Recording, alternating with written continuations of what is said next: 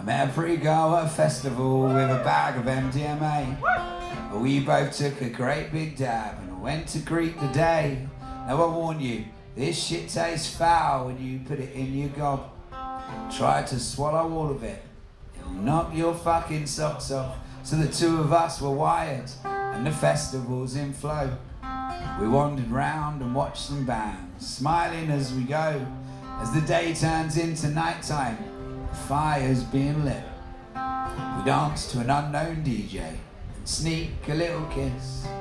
Well, being drunk can make a girl seem prettier than she is. I'm not the only one who's made mistakes when I was pissed. And trying to work out right from wrong on ecstasy is tough. But it's MDM amazing, and I feel like I'm in love. And with the night comes brand new friends everywhere we go. And we're sitting round campfires with people we don't know. And every time we move along, we have another dab. I'm gurning my face off, but I'm really, really glad. We're cuddling and kissing, we're talking like a team. Dancing so intensely for life and love and dreams. As the moon watches the sunrise, it opens up the day. We just open up the wrap for more MDMA. Well, being drunk can make a girl seem prettier than she is. I'm not the only one who's made mistakes when I was pissed. And trying to work out right from wrong on ecstasy is tough. But it's MDM amazing, and I feel like I'm in love. Have you seen the documentary about MDMA on Amazon? It's fucking incredible. For all my fellow Prime members out there, you should check that shit out. It's I forget, I've been telling this phrase, I always forget the guy's name, but basically, so it was about the guy that sort of rediscovered it. So this is what I took from the documentary, is that the formula for MDMA was originally kind of discovered or created, whatever you want to call it, like pre-Nazi Germany, like in the 20s or something like that. And this guy, the scientist, was like, found this formula that made people sort of love each other and feel loads of empathy, and he was like, can't see any use for that. Popped it on the shelf. And then he invented amphetamines, and then we got World War I, closely followed by World War II. And then, like, you know, everybody knows all the shit that happened after that, Vietnam, everything. And then a guy in California basically dug up the formula or the words written down that said what it was. Obviously, it's beyond my understanding. But he dug out this formula, and the way that we got to MDMA as we sort of know it today is him and his wife tried out all of the other types. And they basically kind of riddled it down. I was like, yeah, it's good.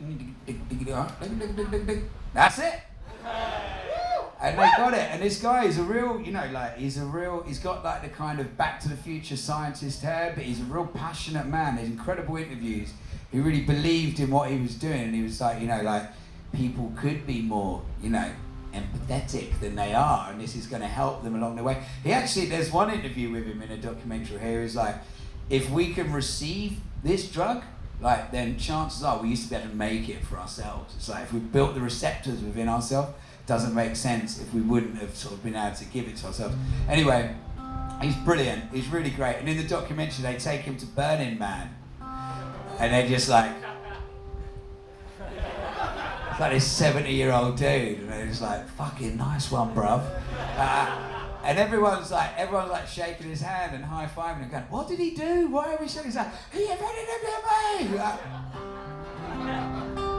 Fucking respect. It's definitely brilliant. Like, there's a lot in that documentary which is sort of food for thought. It talks about it before the kind of baggage that comes with, you know, recreation and illegal drugs as well, where it was sort of viewed quite differently by the general public. Anyway, it's probably worth mentioning that I haven't taken, you know, MDMA or any kind of Class A drugs for years. You know, I had my fill, I stopped taking them. I still want to, you know, promote it for the young people. And then I woke beneath a tree in the pissing down the rain. The pretty girl had disappeared with her MDMA, and the festival was over because everything was closed.